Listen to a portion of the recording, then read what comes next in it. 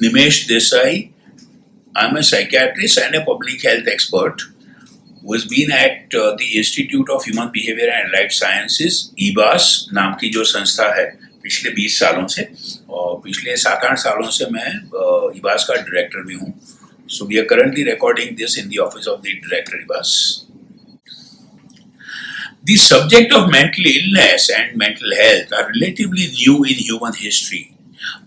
About 100 or 150 years ago, mental illnesses were never recognized as illnesses or health problems. All that the society recognized is that some people who behaved extremely abnormally were seen as lunatics. Lunacy was the common word used, and people were put away or thrown away in mental asylums, not primarily for looking after them, but more for the safety of the people in the society. Because the society used to be so scared of people who had abnormal behavior and who were seen to be lunatic, that they were put away in mental asylums, mostly locked in for years. As the sad reality conveys, there was only entry into the mental asylums, there was no exit. Almost everybody who went into mental asylum went out only when he or she died. About 150 years ago, or a little over that, the first revolution began. That people with mental illness who were kept chained in mental asylums began to be unshackled. For the first time, some reformers began to see people with mental illness as human beings and not as animals to be tied down and chained. That was the first revolution in psychiatry by Philip Pinel in the late 19th century or early 20th century. The second revolution of psychiatry came with Sigmund Freud. And Sigmund Freud came up with his theories of psychoanalysis and tried explaining the psychological basis for people who had hysteria or anxiety or depression. The third and the major revolution in psychiatry came up soon after the World War. In the 1950s, mostly by accident, fortunately, two major groups of medicines got discovered. In 1952, antipsychotics, starting with chlorpromazine, and in 1957, imipramine for treatment of depression. Chlorpromazine, that one molecule, and many other antipsychotics after that, discovered in the same line, are very effective in controlling all forms of psychosis, mainly schizophrenia. People with those severe mental illness would have hallucinations, delusions, bizarre ideas, very disorganized behavior, and stuff like that. The antidepressants introduced in 1957 with imipramine started the whole trend of being able to treat depression, the disease, the illness of depression, with medicines. One must remember that these medicines did not come through a logical route of science research. As I said, they were accidental discoveries. By the 70s and 80s, although the medicines were being used for about 20 years by then, science began to understand the brain mechanisms for schizophrenia, depression, and other mental illnesses. It was indeed, in a way, obverse, because by understanding the effects of those medicines which were effective on the brain, the scientific theories grew that since dopamine reduces the antipsychotics like chlorpromazine, since they reduce dopamine levels, schizophrenia must be because of excess dopamine in a certain area of the brain. Because imipramine and the other initial antidepressants reduced the level of norepinephrine or adrenaline, increased those, it was believed that in depression, norepinephrine or adrenaline is deficient. The second generation of antidepressants dealt with the chemical serotonin. By the turn of the century, in the 1990s and about 2000, it was well established that specific changes in some chemicals in specific areas of the brain lead to different kinds of mental disorders. So this was one major impact of that third revolution of psychiatry, which is essentially use of medicines, the psychopharmacology. What's important to understand is that, in other words, earlier, even up to the middle of the 20th century or up to the 70s or 80s, Psychiatrists were seen only to be working in mental asylums, at best giving these medicines in those initial years to people who were very violent and troublesome. Only by the 60s and 70s it began to be recognized that people with mental illnesses who were locked away in mental asylums actually could be treated and brought back to the community. So this was the major reform that happened post-World War. Mental hospitals began to be either closed down or reformed. People who were put away in thousands in those mental hospitals and mental asylums began to be discharged from the hospital like any other hospital and going back to the community, living with families, very often working and making an earning. The scope of psychiatry and psychiatric disorders also increased. Schizophrenia, mania, paranoid disorders are what used to be called psychosis or what is now called severe mental disorders, where the common link is that everybody with severe mental illness has no insight into one's problem. So a person with schizophrenia or mania or delusional disorder doesn't recognize that he or she has abnormal thinking, and because of that abnormal thinking, abnormal actions. The person is in his own or her own fantasy world. Sad to say, he or she doesn't suffer so much, at least doesn't recognize that he or she is abnormal or is suffering. Often people suffer. And so psychotics, people with psychosis, psychotics as they were called, were generally brought to the doctors or the hospital. On the other hand, the other group of disorders or problems, which is much more common, is what was called neurosis and is now called common mental disorders.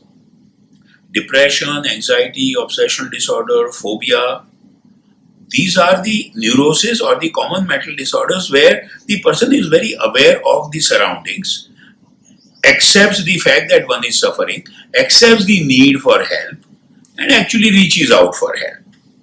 Depression is one of the commonest mental disorders in psychiatry, as is well known by now. The expanding scope of psychiatry kept enlarging, and you now have people with substance use disorders, alcohol and drug abuse addiction, who psychiatrists and mental health teams can help. You have people with personality disorders who can be helped. You have people with emotional or behavioral problems of childhood who can be helped. You have people with mental health problems, behavioral problems of the elderly, the old age, people with 70 or 75 or 80 years of age. And so the scope of psychiatric disorders kept increasing. Has this always been for good? Possibly not.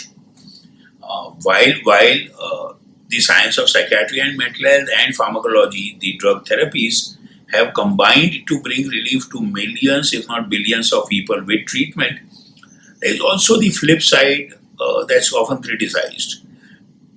If you keep converting every day-to-day experience to a mental disorder, every person with anger proneness or somebody who feels depressed routinely, if you start labeling as a mentally ill person, there is a fear that over time you might have a psychiatric label for everybody, all of us. And we don't want that. We want to recognize that those who have significant mental health problems must be identified and they can be helped with treatment. But we also don't want to turn every day-to-day experience into a psychiatric label. The best part of the story till now is that in last 30 or 40 years we have recognized that in the 20th century, 21st century much more clearly, effective, low-cost, low-risk treatment of mental disorders is possible.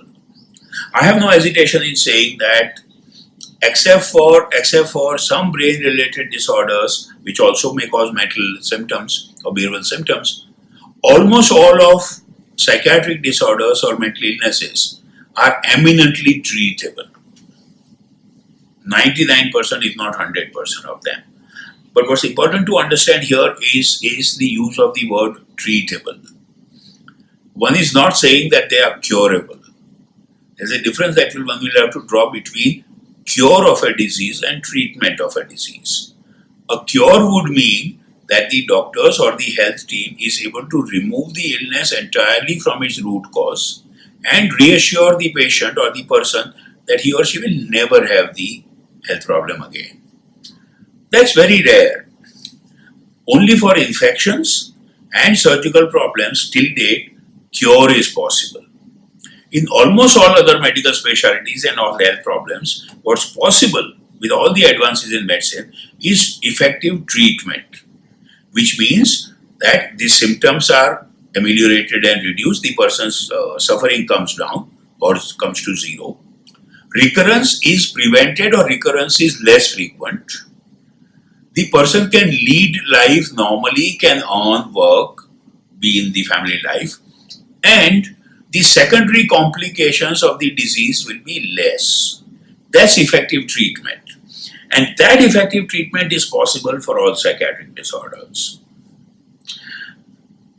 The next part of the narrative story is not very pleasant. All across the globe, and certainly in Africa and Asia much more than the other parts of the world, the fact that science has advanced, the fact that treatment is possible, as I asserted a minute ago, this fact has not reached the general population. So the lack of awareness about treatment being possible, associated with the stigma of seeking help for a mental health problem or going to a psychiatrist. The stigma because psychiatrists were seen to be dealing with only lunatics. And so obviously any mental health problem, any psychiatric problem or consultation with a psychiatrist is seen as lunacy, somebody having gone mad. Because of that long-standing stigma, even those who have genuine problem and who might want help hesitate to go to a psychiatrist or a hospital. So the lack of awareness and the stigma are two major factors for what is called a treatment gap. Globally, and certainly in India and Asia, South Asia, the treatment gap is about 80%. So only 2 out of 10 people who require treatment and who can benefit from treatment actually reach a mental health service.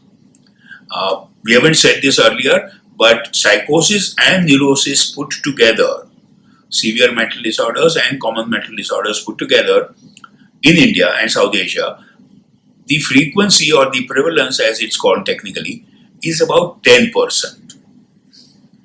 So 10 out of 100 persons have in India diagnosable, treatable psychiatric disorder. The second part, as we said just now, is only 2 out of those 10 people actually reach anywhere.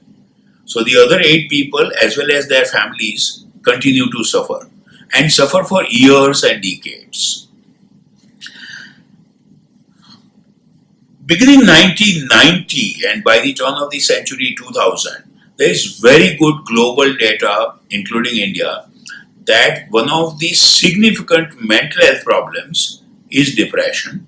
Indeed, depression is becoming one of the significant public health problems across specialties.